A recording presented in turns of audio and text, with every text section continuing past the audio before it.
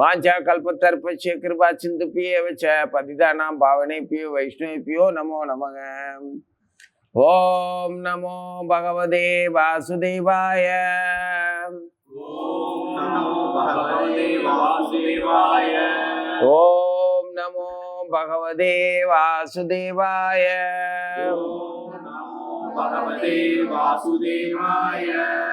ஓம் நமோ பகவதே வாசுதேவாய.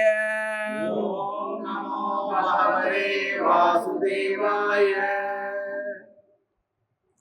வாசுதேவ சுதம் தேவம் கம்சச்சானூரமர்தனம் தேவகி பரமானந்தம் கிருஷ்ணம் வந்தே ஜகத்குரும். காத்யாயினி மகாமாயே மகாயோகினி அதீஸ்வரி நந்தகோப சுதம் தேவி பதிந்தே குருதே நமக.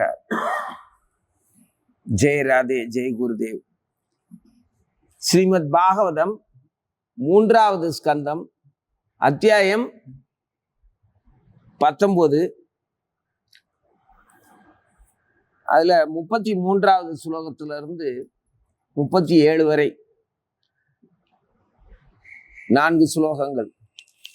இன்னைக்கு நமது குருமராஜ் அகில உலக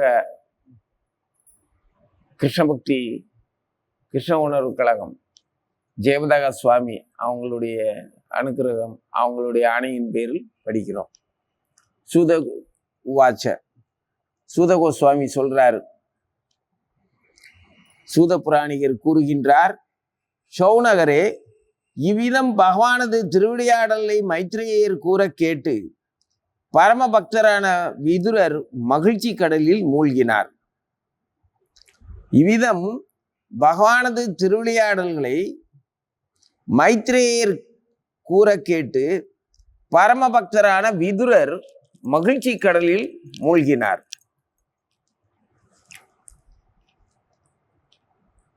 சௌனக ரிஷி கிட்ட சூத புராணிகர் கூறுகின்றார். இந்த சூத கோஸ்வாமி எங்க இருக்கிறார்? சௌனக ரிஷி கிட்ட வந்து சொல்றார். இந்த சூத புராணிகர் எங்க இருந்தார்னா, சுகதேவ கோஸ்வாமி பரீட்சித்து கிட்ட இந்த ஸ்ரீமத் பாகவத்தை சொல்லும் போது அங்க 60,000 ரிஷிகள்ல அவரும் ஒருத்தரா இருந்து கேட்டார். நாரத மகரிஷியோட சேர்ந்து வேதவியாசரோட சேர்ந்து சூத கோஸ்வாமியும் அங்கனக்குள்ள சூத புராணிகரும் இருந்து சுகதேவ கோஸ்வாமியும் பரீட்சித்துக்கிட்ட இந்த பாகவதத்தை சொல்லும் போது கேட்டார். சுகதேவ கோஸ்வாமி பரீட்சித்துக்கு சொல்றார். சொல்லும்போது அவருக்கு தெரிந்த, அவர் மட்டுமே கூட இருந்து கேட்டுக்கிட்டு இருந்த மைத்ரேயரும் விதுரரும் பேசிக்கிட்டு இருந்தத சுகதேவ கோஸ்வாமி பரீட்சித் மகாராஜாவுக்கு சொல்றார். அதை சூத புராணிகர் கேட்டுக்கிட்டு இருந்த 60,000 ரிஷிகளோட கேட்டுக்கிட்டு இருந்தவர் தன்னுடைய சௌனக ரிஷி முதலான தன்னுடைய மாணவர்களுக்கு அவர் எடுத்து சொல்றார். அப்ப சொல்லும்போது பகவானது திருவிளையாடல்களை மைத்ரேயர் சொல்ல கேட்டு விதுரர் மகிழ்ச்சி அடைகிறார் அப்படின்னு சொல்றார். விதுரர் பகவானுடைய வைபவத்தை எல்லாம் கேட்கறதுக்காகவே குருஷேத்திரம் போர் நிகழ்வதற்கு முன்பாகவே கிருஷ்ணனுடைய விருப்பத்தின் பேரில், கிருஷ்ணனுடைய விருப்பம்னா கிருஷ்ணனுடைய தந்திரத்துல, கிருஷ்ணனுடைய தந்திரம்னா கிருஷ்ணனுடைய விருப்பம். கிருஷ்ணனுடைய விருப்பம் தந்திரமா தான் இருக்கும். அந்த தந்திரம் என்னதான் இருக்கும்னா, மந்திரங்களை எல்லாம் கடந்து மனித ஜீவர்களை, மனித உடல் பெற்ற ஜீவர்களை நல்ல கதிக்கு அழைச்சிட்டு போறதுக்காக அவங்களுடைய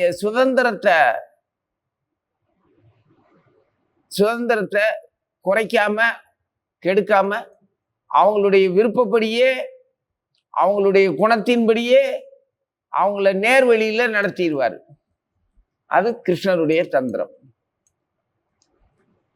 தந்திரங்கள் எத்தனையோ இருக்கு. நாம இப்ப பாகவதம் படிக்கணும்னு சொல்லி வந்திருக்கிறோம். நான் படிக்கணும்னு ஒரு தந்திரம் பண்ணி இருக்கிறேன், நீங்க கேட்கணும்னு ஒரு தந்திரம் பண்ணி இருக்கிறீங்க.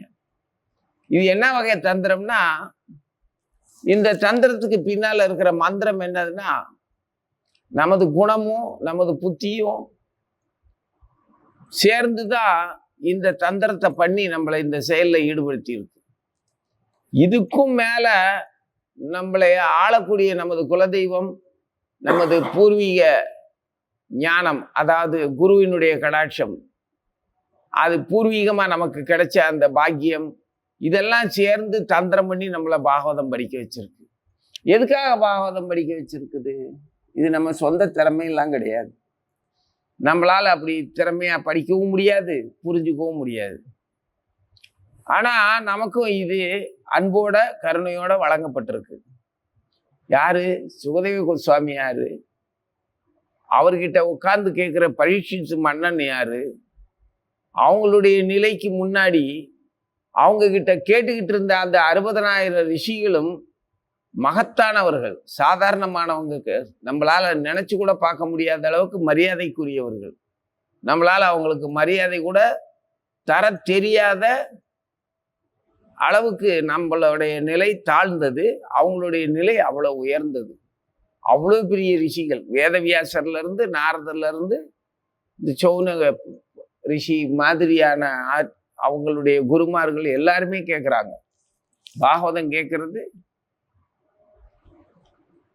33 கோடி தேவர்களும் கேட்பாங்க, சிவபெருமானும் கேட்பாரு, வேதவியாசரும் விநாயகரும் இருந்து கேட்கிற, யார் படிச்சாலும் சரி, யார் நினைச்சாலும் சரி, அத்தனை தெய்வங்களும் வந்து கேட்கக்கூடிய, உட்கார்ந்து கேட்கக்கூடிய அற்புதமான அந்த பாகவத புராணத்தை நாம வாசிக்கிறோம் அப்படின்னா, இது நம்மளுடைய நம்ம தந்திரம் இல்ல, நமது தெய்வங்களின் தந்திரம். இது விதுரர் வந்து அவர் ஏன் கிருஷ்ணனுடைய திருவிழா ஏன் பெருமகிழ்ச்சி, அவருக்கு அதிகமான மகிழ்ச்சி இருக்குது. இப்ப நமக்கும் மகிழ்ச்சி தான். அந்த மகிழ்ச்சிய ஜட புலன்களால நம்ம அனுபவிக்க முடியாது. நமது மனதாலையும், மன இந்திரியங்கள் முழுவதிலையுமே மனமெனும் அந்த பாசறையில புலனிந்திரியங்களுக்கான அத்தனை நமக்கு வஞ்சகமும் அத்தனையும் நமக்கு எதிரியானவர்கள் நமது மனத்திலேயே பாசறையில குடிகொண்டிருக்கிறாங்க. அப்படி இருக்கும்போது நம்ம மனதாலையும் இந்த பாகவத புராணத்தினுடைய மகிழ்ச்சியை அனுபவிக்க முடியாது. ஆனா இயல்பாவே இந்த தெய்வங்களுடைய அனுகிரகத்தினால அவங்க தந்திரமா நம்மளை இந்த நல்ல கதிக்கு அழைச்சிட்டு வந்திருக்கிறாங்க. இதை நமது குருவினுடைய அருளாசியினால நாம இதை யாரெல்லாம் படிச்சாங்கன்னு பெரியவங்களை எல்லாம் நினைச்சு பார்த்து, அவங்களுடைய உயர்ந்த தன்மையெல்லாம் நினைச்சு பார்த்து, நாமளும் இவ்வளோ மரியாதைக்குரிய விஷயத்தையா நாம செயல்பட்டுக்கிட்டு இருக்கிறோம் அப்படின்னு வியப்படைய முடியுதே தவிர, மனதால மகிழ்ச்சி அடைகிறதுக்கு மனசுல எல்லாம் மனம் வந்து தூய்மையா இல்லை. உடற்புலன்களாலேயும் நமது கர்மாப்படி, இயக்கத்தின்படி ஏமாற்றம், கவலை, பயம், அந்த மாதிரியான அபிலாசைகள் நிறையா, வேண்டாத விஷயங்கள்லாம் வேணும்னு சொல்லி நம்ம எடுத்து வச்சிருக்கிறோம், எதுக்கும் பயன்படும் அப்படின்னு. விளக்கேத்துறோம், பத்தி குச்சி முத கொண்டு பத்திரமா வச்சிருப்போம், எரிஞ்சு முடிஞ்ச பத்தி குச்சியை கூட. எதுக்கு? ஒரு வேளை தீனி தூண்டி விட தேவைப்பட்டுச்சுன்னா இருக்கட்டும் அப்படின்னு வச்சிருப்போம். இதெல்லாம் நல்ல செயல் தான். ஆனா அந்த அற்ப உணர்வை கூட நம்மளால சரியா செய்ய முடியாத ஒரு வழிபாட்டு முறையில தான் இருக்கும். திரி தூண்டி விட அந்த எரிஞ்ச குச்சி வேணும், தீப்பெட்டி வேணும். திரியை நசுக்கி விட்டோம்னா கையை துடைக்கிறதுக்கு ஒரு சின்ன கைக்குட்டை வேணும். இதெல்லாம் தேவைப்படுது இல்லை உனக்கு? பின்ன சோத்துலையா தடவுவோம், இல்லை தலையில தேய்ப்போமா? அதை வேற தாள்ல எதுலையாவது கசைக்கு குப்பையா போடுறதுக்கு பதிலாக அங்கனக்குள்ள ஒரு கைக்குட்டியை வச்சுக்கிட்டோம்னா தொடச்சிக்கலாம். இப்படி பல சம்பவங்கள் நல்லது கெட்டதுங்கிறதெல்லாம் பிரச்சனை கிடையாது. அதை பற்றிலாம் யோசிக்க வேண்டாம். நம்மளுடைய ஸ்திதி அப்படிதான் இருக்குது. எதுக்கும் இருக்கட்டும் அப்படின்னு. அது மாதிரி எதுக்கும் இருக்கட்டும்ங்கிற எண்ணங்கள் நிறைய இருக்குது நம்ம மன இந்திரியங்கள்ல. எதுக்கும் இருக்கட்டும் அப்படின்னு இதெல்லாம் நிறைய சேர்த்து வச்சிருக்கும் போது நமக்கு அதால அந்த மகிழ்ச்சியை அனுபவிக்கிறதுக்கான இடம் அந்த மனசுல இல்லை. வறண்டு போய் இருக்குது நாக்குன்னா உனக்கு ருசி எப்படி தெரியும்? அதே மாதிரி நமது மனம் வறண்டு போய் இருக்குது. அதுல இருக்கிறதெல்லாம் இந்திரியங்கள், அபிலாசைகள். அந்த மனசு கிருஷ்ணர் தான் அப்படின்னு சொல்றாரு. கிருஷ்ணர் தான். ஆனா அந்த கிருஷ்ணன் நம்மளை தந்திரமா இதுக்கு மனச இணங்க வச்சிருக்கிறான். அது கிருஷ்ணர் செஞ்ச வேலை. மனம்ங்கிறது கிருஷ்ணர் தான் அப்படின்னு சொன்னா கிருஷ்ணனே முழுமையா, கிருஷ்ணனுடைய பூரணமே மனம்தான் அப்படின்னு நம்ம நம்ப முடியாது. மின்னாற்றல் கிடைச்சிருக்குது, அது மின்சாரம் தான். ஆனா ஒளி தரக்கூடிய கருவியில ஒளி தருது. சுழலக்கூடிய இந்த விசிறியில சுழலும் சக்தியா இருக்குது. ரெண்டுக்கும் மின்சாரம்னா, அந்த விளக்க தொட்டோம்னா மின்சாரம் நம்மளை ஒன்றும் பண்ணாது. இந்த மின் விசிறியும் மின்சாரம் இருந்தாலும் அது சுழலுது. அதுல தொட்டா அதுல மின்சாரம் எல்லாம் கிடையாது. அது உள்ளுக்குள்ளதான் இயக்கமா இருக்கும். இதோட வித்தியாசம் மாதிரியே நீங்க கிருஷ்ணரை, மனம்ங்கிறது கிருஷ்ணர் தான். அவருடைய விபூதி யோகத்துல எதெல்லாம் சொல்லி இருக்கிறாரோ அதெல்லாம் கிருஷ்ணர் தாங்கிறத அது தனியா அதை உணர்ந்துக்கணும். அவரே முழுமை கிடையாது. அவர் எல்லாத்துலயும் இருப்பாரு, எல்லாமே அவருக்குள்ள இருக்கும். அவர் எதுக்குள்ளேயும் இல்லை. இது அந்த வகையில போயிடும். அது கீதையில படிக்கும் போது அதை யோசிப்போம். இப்ப நம்ம அறிவு கெட்டினபடி முன்னோர்களால வாசிக்கப்பட்ட, ஒருத்தருக்கு ஒருத்தர் உபதேசித்து கொண்ட அந்த அற்புதமான பாகவத புராணத்தை நாம இப்போ வாசிக்கிறதுக்கு தந்திரமா கொண்டு உட்கார வச்சிருக்கிறார். இதுல விதுரருக்கு என்ன நகைச்சுவை, மகிழ்ச்சி, பேரானந்தம் அப்படின்னா, கிருஷ்ணனுடைய ஏற்பாட்டின்படி, அவருடைய தந்திரத்தின்படி போர் நிகழ்வதற்கு முன்பாகவே, தர்ம யுத்தத்துக்கு முன்பாகவே விதுரருடைய வில்லு அற்புதமானது. அவருடைய வில்ல எதிர்க்க கிருஷ்ணனுக்கு விருப்பம் இல்லை. விருப்பம் இல்லைன்னா விதுரர் மேலேயும் அவருடைய வில்லு மேலேயும் கிருஷ்ணனுக்கு அதிக மரியாதை. ஏன் அதிக மரியாதை? விதுரர் மேல அளவு கடந்த பாசம் கிருஷ்ணருக்கு. பாசத்துக்கெல்லாம் அளவு கிடையாது. அதே மாதிரி விதுரருக்கும் கிருஷ்ணன் மேல அவ்வளவு பாசம். அப்ப அவருடைய வில்ல கிருஷ்ணனால எப்படி எதிர்க்க முடியும்? தன் தகப்பனுக்கு போல, தன்னுடைய பக்தனை போல, தன்னுடைய ராதையை போல, அவர் தன்னோட தர்மத்தை போல, தன்னுடைய அர்ஜுனனை போல, அவர் எதெல்லாம் கிருஷ்ணர் ரொம்ப பிரியமா அவர் சூடிக்கொள்ற சூடாமணி மலர்களை போல கூட அதுல விதுரரையும் அவ்வளவு ஆசையா வச்சிருக்கிறாரு. கிருஷ்ணனுடைய அன்பை புரிஞ்சுக்கிட்டோம்னா நமக்கு எல்லா ஜீவர்களுடைய அன்பும் புரியும். எல்லா ஜீவர்கள்னா 33 கோடி தேவர்கள்ல இருந்து பூமியில இருக்கக்கூடிய அற்ப ஜந்துக்கள் வரைக்கும் நமக்கு அதுக்கு மேல பிரியம் வந்துடும், இரக்கம் வந்துடும், அசூயை போயிடும். அவ்வளவு அற்புதமான கிருஷ்ணன். அந்த கிருஷ்ணனை தெரிஞ்சுக்கிட்டா இதெல்லாம் இதே மாதிரி சகல ஜீவர்களையும் தெரிஞ்சுக்கிட்டா கிருஷ்ணனையும் தெரிஞ்சுக்கலாம். ஆனா அது ரொம்ப கஷ்டம். கிருஷ்ணனை தெரிஞ்சுக்கிட்டா வேணா கிருஷ்ணனை நினைச்சு இதெல்லாம் அசூயை விட்டுட்டு ஒரு ஜீவன் கிட்ட அன்பு பாராட்ட முடியும். ஆனா ஜீவர்களை எல்லாத்தையும் அன்பு பாராட்டி நான் கிருஷ்ணன் கிட்ட போறேன்னா இந்த ஜீவர்கள் படுத்துற பாட்டுல அது இருக்கிற செயல்பாடுகள்ல நமக்கு வெறுப்பு தான் வரும். வெறுப்பு வருதா பயம் வருதான்னு தெரியாது.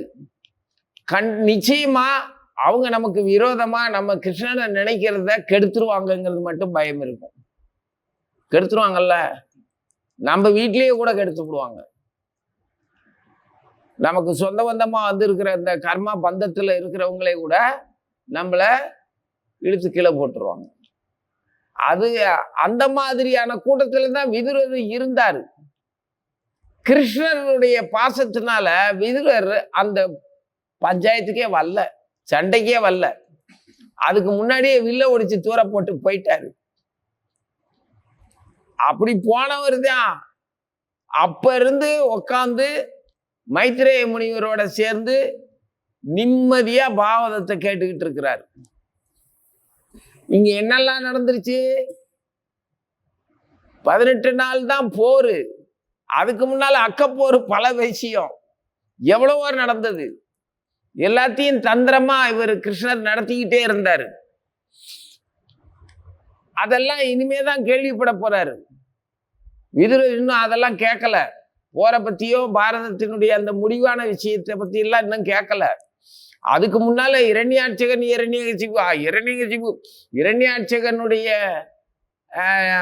பூமிக்கு அவன் பண்ண கெடுதலுக்கு பகவான் எப்படி தந்திரமா வராக ரூபம் எடுத்து திருவிளையாடல் பண்ணார்,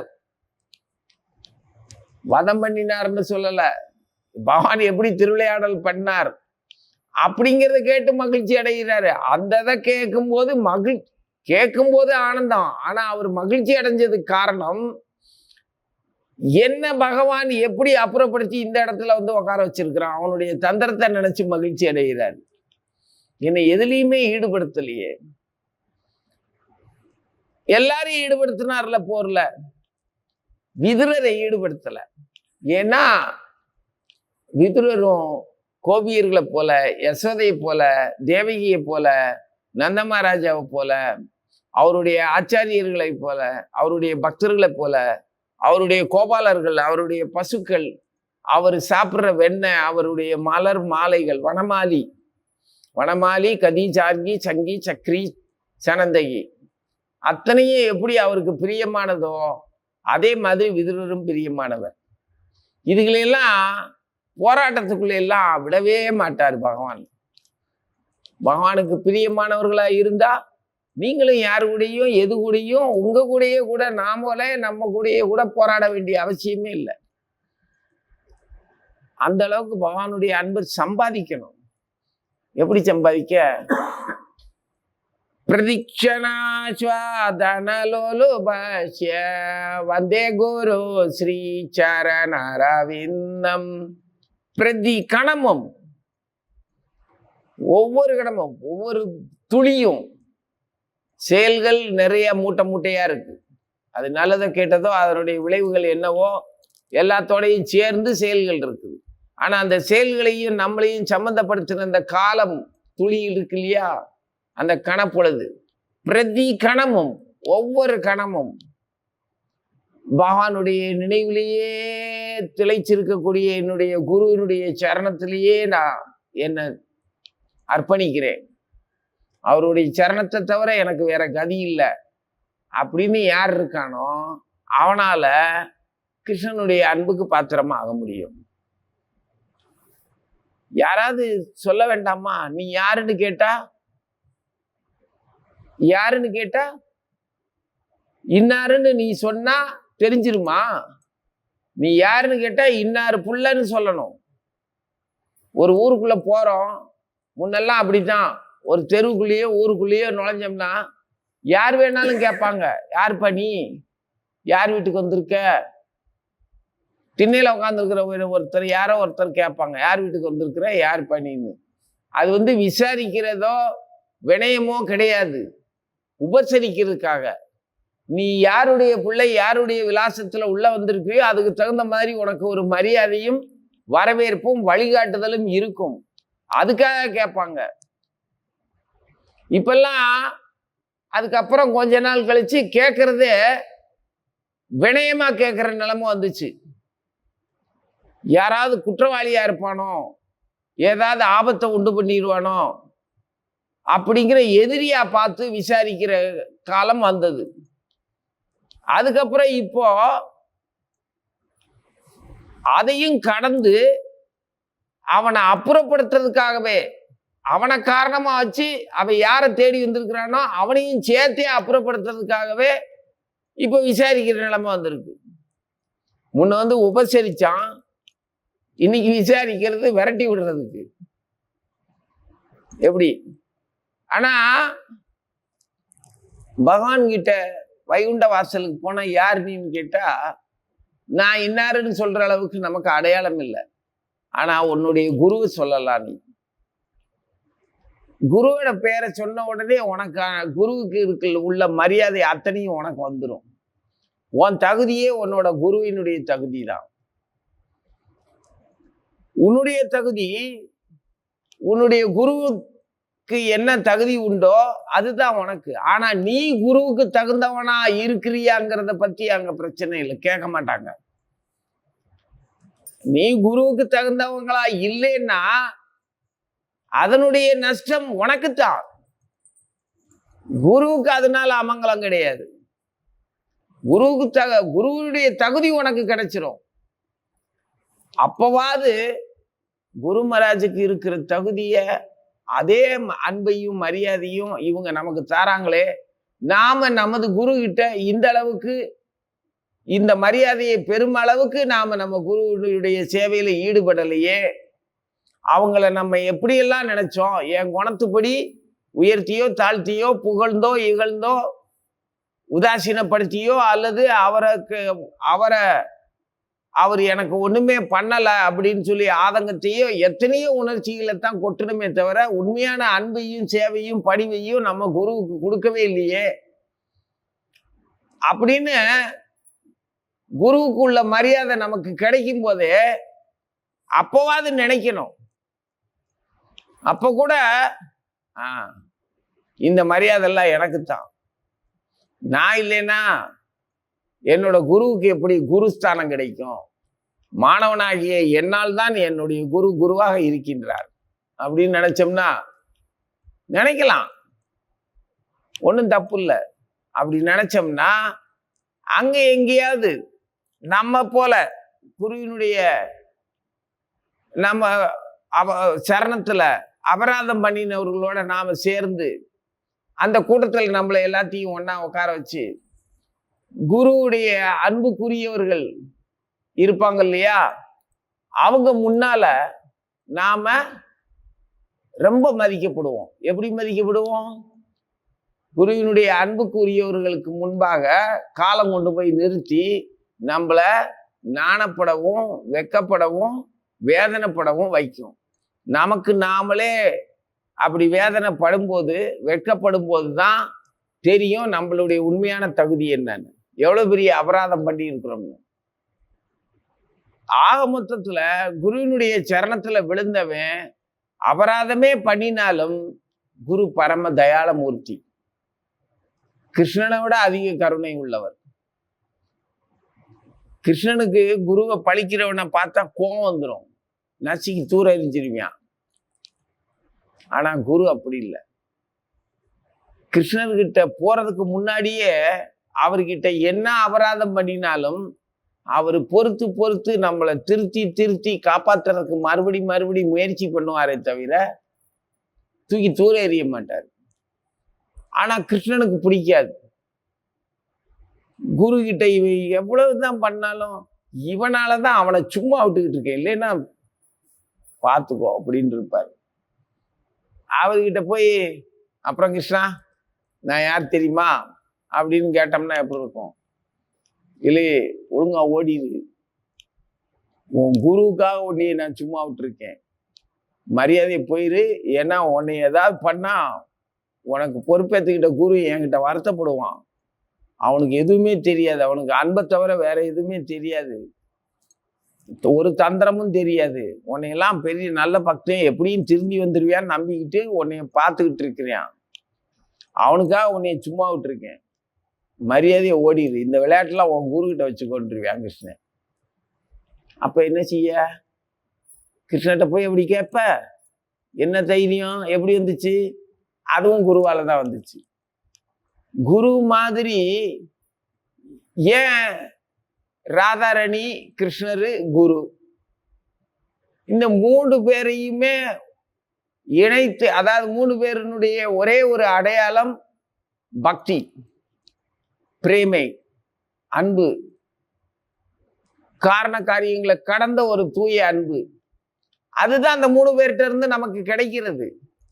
ஆனா ஏன் வெவ்வேறு தோற்றத்துல வெவ்வேறு தன்மையில ஏன் தெரியுது நமக்கு?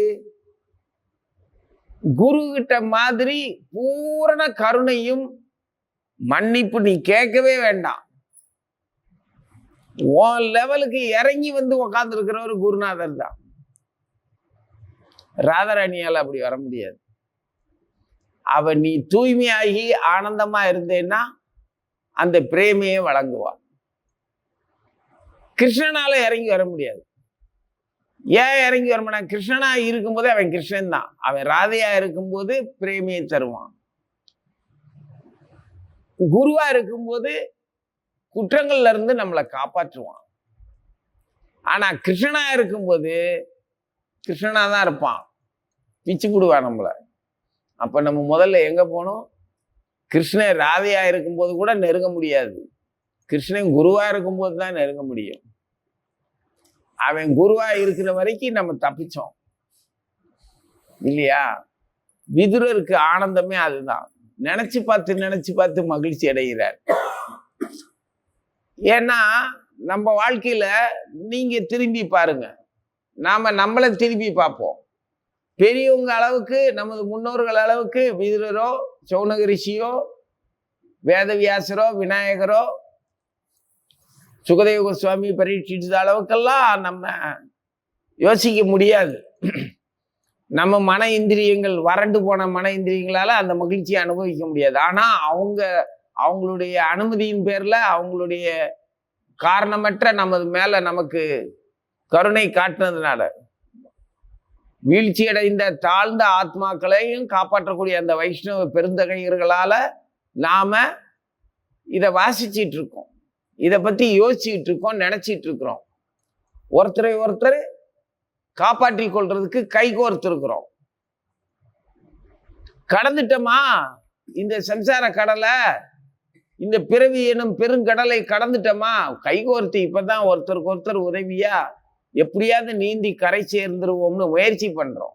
குருவினுடைய சரணத்தை பிடிச்சு தப்பிச்சிருவோம்னு. இருந்தாலும் எதுக்கும் இருக்கட்டும்ங்கிற நிறைய மூட்டைகளையும் வச்சிருக்கிறதுனால நிம்மதியா நீந்த முடியல.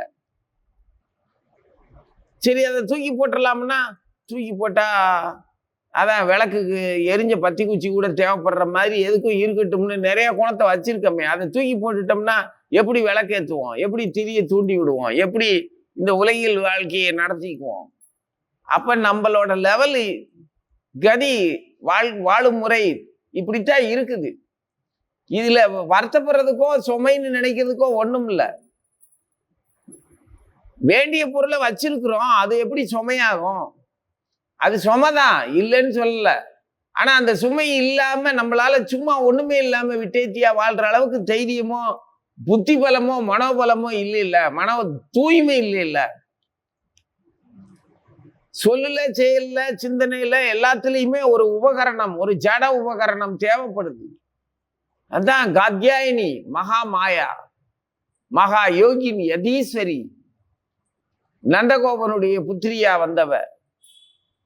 அவதான் பதியாவும் குருவாவும் நம்ம உள்ள இருந்து நம்மளை வழி நடத்தணும். சுமையெல்லாம் அம்மா வச்சிருக்கேன்டா, உனக்கு வேணுங்கிறப்ப கொடுக்குறேன், நீ சுமக்க வேணாம் அப்படின்னு அவதான் கூட வந்து நம்ம சுமையெல்லாம் வச்சுக்கிட்டு கூடவே வரணும். நான் அவன்கிட்ட கொடுத்தில்ல, அந்த கத்தி எங்க குடு. எதுக்கும் அவனே இந்த பழத்தை கடிக்க முடியல, நான் நறுக்கி சாப்பிடணும், இந்த அம்மாவனே அவ கொடுப்பா. வாங்கி தோலை உரிச்சு நம்மளா வெட்டி தின்னு விட்டு இந்த கத்தியை கழுவி பழையபடி வச்சிரு பத்திரமா, அப்புறம் எனக்கு வேணும் அப்படின்னு அம்மாட்டையே கொடுத்து வச்சிருப்பான். அவன் கழுவி வைக்கணுமா, இவன் திம்பான், அவன் கொடுக்க மாட்டான் அம்மாவுக்கும். எப்படி அம்மா மகா மாயே, மகா யோகின்னு மாயை, அவளுடைய மாயை ஒரு சிலருக்குல பலருக்கு சுயமாவும் அகங்காரத்தையும் ஆணவத்தையும் உண்டு பண்ணி அநியாயமா அவனே அடிச்சு அவனே அழிஞ்சு போற மாதிரி கொண்டு போய் விட்டுருவான். அவன் அதைத்தான் நம்புவான், நாசமா போறதான் நம்புவான். ஆனா நமக்கு நீ எவ்வளவு பெரிய ஆளு, நீ எப்படிப்பட்ட பக்த, நீ என் செல்ல பிள்ளை இல்ல அப்படின்னு கொஞ்சி அதுல மயங்க வச்சு அப்படியம்மா, நான் உனக்கு ரொம்ப பிரியமானவனா, எனக்கும் உன்னைய ரொம்ப பிடிக்குமா அப்படின்னு இந்த மாயக்கத்துல கூட்டிட்டு போயிடுவா. நம்மளை எப்படி மாயையில ஈடுபடுத்தணும் அம்மா? ஆனந்த மாயையில ஈடுபடுத்தணுமா, அனர்த்தமான மாயையில ஈடுபடுத்தணுமா, அகங்காரமா? அவ ஆனந்தமான மாயையில நம்மளை ஈடுபடுத்தி மகிழ்ச்சி அடைய வச்சு பெருமைப்பட வச்சு காலைல 4 மணிக்கெல்லாம் வந்து பாவத்தை படிக்க வைக்கிறா அப்படின்னா, கூப்பிட்டு அன்பு காட்டி படிக்க வைக்கிறான்னா, அவ அனுமதிக்காம நம்ம இதெல்லாம் எப்படி உணர்றது? எப்படி பெரியவங்களுக்கு சமமா என் பிள்ளையும் இங்க வச்சுக்கோ அப்படின்னு கொண்டு வந்து உட்கார வச்சிருக்காளே. 60,000 ரிஷிகள் இருந்த 5000 வருஷத்துக்கு முன்னால இருந்த காலத்தை கொண்டு வந்து விட்டு அந்த மகானுபாவர்களுக்கு மத்தியில நம்மளையும் உட்கார வச்சிருக்காளே. என் பிள்ளைக்கு அந்த தகுதி இல்லையான்னு அவ காட்டுற அந்த பாசத்துல தானே நம்மளால அப்படி உட்கார்ந்துருக்க முடியுது. இல்லாட்டி இந்த சபைக்குள்ள நுழைய முடியுமா? அம்மா வலிய ஆட்கொண்டிருக்கிறார். அப்படி ஒரு பாசத்தை யாருக்கிட்ட போய் கேட்க? அவதான் குரு. பதிந்தே குருதே நமக அப்படின்னு அவளைத்தான் சொல்றோம். காத்தியாயினி மகாமாயே மகா யோகினி அதீஸ்வரி நந்த கோபசுதம் தேவி பதிந்தே குருதே நமக. குருவினுடைய கடாட்சம் வேணும். ராதையினுடைய பிரேமே அப்புறம்தான் புரியும். அதுக்கப்புறம் தான் கிருஷ்ணனுடைய அன்புக்கு பாத்திரமான கிருஷ்ணனுடைய நண்பனாக முடியும். இதெல்லாம் ஏற்பாடு பண்ணதே அந்த கிருஷ்ணன் தான். அவன் ஒண்ணு நம்மளை கைவிட்டுட்டான்னு சொல்ல முடியாது. அவன் இந்த காத்தியாயினி மகாமாயை கிட்ட நம்மளை அன்பு காட்ட சொல்லி உணர்ச்சிகளை கொடுத்து கூட்டிட்டு வர சொல்லி ஏற்பாடு பண்ணதே முழுமுதற் கடவுள் பரமபுருஷ பகவான் ஸ்ரீ கிருஷ்ணனே தான். அதைத்தான் விதுரர் நினைக்கிறார். எந்த பாசம் காட்டுறேன், நான் அவனை அன்பா வச்சிருக்கிறேன்னா அவன் என்னைய பெருமையா சொல்றதுக்கு காரணமே அவன் என் மேல வச்ச பாசம்தான். நாம கிருஷ்ணன் மேல அன்பு வச்சதுனால கிருஷ்ணன் நம்ம மேல அன்பு காட்டல. நாம கிருஷ்ணன் மேல அன்பு வைக்கணுங்கிறது கிருஷ்ணனுடைய விருப்பம். அதுக்கு அவனே குருவா வர்றான். அவனே நமது பொருளாகவும் புத்தகமாகவும் புத்தியாகவும் புலன்களாகவும் காலமாகவும் நேரமாகவும் கர்மாவாகவும் எல்லாமுமாகவுமே கிருஷ்ணனே இருந்து கிருஷ்ணனே நடத்துறான். கிருஷ்ணனே நம்மளை பெருமைப்படுத்துறான். கிருஷ்ணனே நம்மளை அவனை பெருமையா பேச வைக்கிறதும் கிருஷ்ணனே தான். அவனுக்கு நாம அவனை பெருமையா பேசணுங்கிறது அவனுடைய விருப்பம் இல்லை. அவனுக்கு நம்ம பெருமையா பேசணுங்கிற அவசியம் தேவையும் இல்லை. அப்படி நம்ம அவனை பெருமையா பேசி நம்மளை கிருஷ்ண பக்தனா நம்மளை நாம உயர்த்திக்கிறதுக்காக அவன் ஊட்டி வளர்க்கிறான். நம்மளை ஒவ்வொரு கணமும் ஒவ்வொரு நொடியும் ஒவ்வொரு ஜென்மத்திலையும் தொடர்ந்து கைவிடாம. அப்ப இது தந்திரம் இல்லையா? ஆனா நம்ம சுதந்திரத்தை கெடுக்காத தந்திரம். ஆபத்தான எந்த ஒரு வேலையவும் செய்ய முடியாதபடி பார்த்துக்கிட்டே இருக்கிற தந்திரம். ஜெகநாத சுவாமி நயனபதகாமி பாவதுமே. நாமளே நம்ம உன் பார்வையிலிருந்து என்னை விட்டுறாத அப்படின்னு நாமளே சொல்ல வச்சிருக்கிறான். நம்ம குருவா இருந்து அப்படின்னு சொல்ல வச்சிருக்கிறார். அவர் பார்வையிலிருந்து நம்ம எங்க விலக? என்ன பண்ணாலும் நம்ம ஞாபகம் இல்லாம கிருஷ்ணன் ஞாபகமே இல்லாம என்ன பண்ணாலும் அவன் பகவானே அங்க ஏதாவது ஒரு செக் வச்சு நம்மளை திசை திருப்பி விட்டுருக்கான் இல்லையா?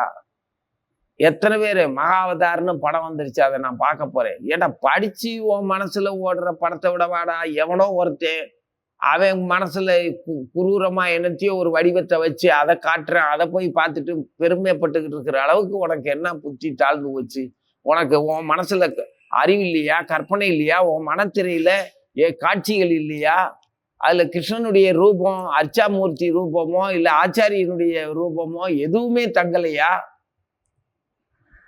இன்னொருத்த வடிவமைச்சது அதுவும் உள்ளபடி வடிவமைக்காம ஏதோ ஒரு பிம்பத்துல அப்படி காட்டினது. அந்த கதையை போய் பார்க்கறேன்னா புத்தகத்தை படி. உன் மனசுல அதே படங்கள் காட்சிகள் விரியும். அது உனக்கேற்ற மாதிரியும் உண்மையாகவும் இருக்கும். அது உன்னை எப்பவுமே அந்த நினைவு கடைசி வரை கூட்டிட்டு போகும். ஏதோ ஒரு பிம்பத்தை பார்க்கறது, அது கார்ல ரோட்ல இந்த பஸ் ஸ்டாப்ல எங்கேயாவது ரோட்ல நின்றுக்கிட்டு போற கனரக வாகனங்கள் எத்தனை பேரை பார்க்குறோம், எத்தனை குரூரமான காட்சிகளை பார்க்குறோம், எத்தனை அநியாயமான அபராதமான பல காட்சிகளை பார்க்கிறோம். பேனர் என்ன, ஆட்சியாளர்களுடைய, நடிகர்களுடைய, பல மனிதர்களுடைய குற்றங்கள் உள்ள பல விஷயங்களை பார்க்கிறோம். அதே மாதிரி பிம்பத்துல ஒரு பிம்பமா தானே அது இருக்கும். அதை போய் பார்த்து இப்போ ஒரு திரைப்படம் வந்திருக்கிறே, இப்படியெல்லாம் பறி கொடுக்க விடலையே பகவான் நம்மள. தூய்மையா பாவதமும் நம்மளும் பகவானை பற்றிய வாக்கியங்களும் ஆச்சாரியங்களுடைய சிந்தனைகளும் மட்டும்தான் நம்மகிட்ட இருக்கிற மாதிரி உலகியல் விஷயங்கள்ல நல்லதோ கெட்டதோ உயர்ந்ததோ தாழ்ந்ததோ எதுலையுமே நம்மளை ஈடுபடுத்த விடலையே பகவான். அப்ப எப்படி பொத்தி பொத்தி பாதுகாக்கிறாரு? சுத்தமா நீ உன் பிள்ளைய வச்சிருக்கிறேன்னா, நீ அந்த பிள்ளைய சுத்தமா வச்சிருக்கிறத உணர்ந்து அந்த பிள்ளையும் அதுக்கு தகுந்த மாதிரி இணங்கி இருந்தா தானே தூய்மை பாதுகாக்கப்படும். அம்மாவை விட்டுட்டு இணக்கம் இல்லாம இருந்தா எது வேணாலும் அம்மாட்ட சொல்லிட்டு போயேன், அம்மா நான் கொஞ்சம் விளையாடிட்டு வரேன். எங்கடா விளையாட போற? அந்த அந்த மண்ணுல போய் விளையாட போறேன். அப்படியா? அந்த மண்ணு வேண்டாம், அம்மா உனக்கு வேற மண்ணு தாரு, சுத்தமான மண்ணை கொண்டு வந்து குமிச்சு விட்டு இதுல விளையாடு அப்படின்னு. நீ மண்ணில் தானே விளையாடணும், இங்கே விளையாடு. அது அழுக்கு மண்ணு வேண்டாம், கழிவு மண்ணு அப்படின்னு தனியா ஒரு பூமியவே தருவாளே அவ தானே பிரகிருதி. உனக்கு வேண்டிய உடலும் வேண்டிய வாழ்வையும் அவளே தருவாளே. அது எதா இருந்தாலும் அவட்ட சொல்லிட்டு போயே வெக்கம் இல்லாம. அவகிட்ட மறைக்கிறதுக்கு உனக்கு என்ன இருக்குது? உன்னை ஜனிச்சதையும் உருவ கொடுத்து வளர்த்தவளே அவதாங்கும் போது அவட்ட மறைக்கிறதுக்கு என்ன இருக்குது? அவளுடைய பார்வையில இருந்து வில வேண்டிய அவசியம் என்ன வந்துச்சு? என்ன வெக்கம்? முழுசாதான் கொடு, அவதானே வளர்த்தா. உன்னுடைய அபிலாசைகள் எதுவா இருந்தாலும் அம்மா கிட்ட சொல்லு. அவ அனுமதிச்சா அனுமதிக்கட்டும், அதெல்லாம் கூடாது அப்படின்னு சொல்லி அடிச்சா அடிக்கட்டும். நீ கேட்கறத கேளு. அப்பதான் எது நம்ம கேட்கலாம் எது கேட்க கூடாதுங்கிறது எப்ப தெரியும்? 4 அப்பு வாங்கினோம்லாம் தெரியும். அப்பதானே சந்தோஷமா இருந்துக்கலாம். எதுவா இருந்தாலும் அம்மா கிட்ட கேட்கலாம். விதுரருக்கு ஆனந்தம் அதுதான். அப்படி மகிழ்ச்சி கடலில் மூழ்கினார். தன்னுடைய நாமளும் நம்மளை நினைச்சு பார்த்தோம்னா, நம்ம எப்படி குரு கிட்ட வந்தோம், எப்படி கிருஷ்ணரை பற்றி நினைக்கிறோம், எப்படி பாகவதம் படிக்கிற அளவுக்கு இன்னைக்கு அந்த நிலை நமக்கு எப்படி கிடைச்சது? இதுக்கு தகுதி உள்ளவங்களா, குருவினுடைய அன்புக்கு பாத்திரமானவனா, நாம பிறந்ததுல இருந்து நினைவு தெரிஞ்ச நாள்ல இருந்து என்னெல்லாம் பண்ணோம், பெருமையாவும் நினைச்சுக்கலாம். குற்றங்கள் ஏதாவது ஞாபகம் வந்துச்சுன்னா வெக்கமும் பட்டுக்கலாம். ஆனா அந்த பெருமைக்கும் வெக்கத்துக்கு எல்லாத்துக்கும் கடந்து அப்ப இருந்தே நம்மள இப்படித்தான் நடத்தி கூட்டிட்டு வந்திருக்கிறாங்க. இதுவரைக்கும் நல்ல விதமா கூட்டிட்டு வந்திருக்காங்க. இனிமேலும் இந்த உடல் கடந்த நிலையிலையும் எந்த சூழ்நிலையிலையும் நம்மளையும் நமது கிருஷ்ண உணர்வையும் இந்த தெய்வீக லட்சணத்தையும் நம்ம கிட்ட தெய்வீக லட்சணம் அப்படின்னு ஒண்ணு நமக்கு கொடுத்துருக்குறாங்க. அதை வாங்கிக்காம அதை அழிக்காம பத்திரமா நம்மளோட பாதுகாத்தே நம்மளை அழைச்சிட்டு போவாங்க. அதுதான் முக்கியமான உண்மையான நமக்கு பாவதத்திலிருந்து கிடைக்கக்கூடிய பெரும் பாக்கியம் எதுன்னா இதுதான். பயன் கருதாத, பலன் கருதாத, நம்மளை பற்றி நாமளே தெரிஞ்சுக்கிட்டு நமக்கும் பகவானுக்கும் இறைவனுக்கும் உள்ள தொடர்பும் உரிமையும் பற்றி நாமளே நம்மளை தூய்மையாக்கிக்கிறதுக்கு அனுமதிச்சு நம்ம அவங்களுடைய பெருமையில நம்ம வாழ்ந்தாலும் அது என்னுடைய பெருமை, நான் தான் சிறந்தவனாக இருக்கின்றேன், ஏன்னா நான் பகவானை சரணடைஞ்சிட்டேன், என் குருவை நம்புறேன் அப்படிங்கிற நிலைக்கு நம்மளை நாமளே பெருமைப்படுத்திக்கிற அளவுக்கு பூரணமா அருள் புரியுறது இந்த பாகவதம். ஓம் நமோ பகவதே வாசுதேவாய. சர்வம் கிருஷ்ணார்ப்பணம்.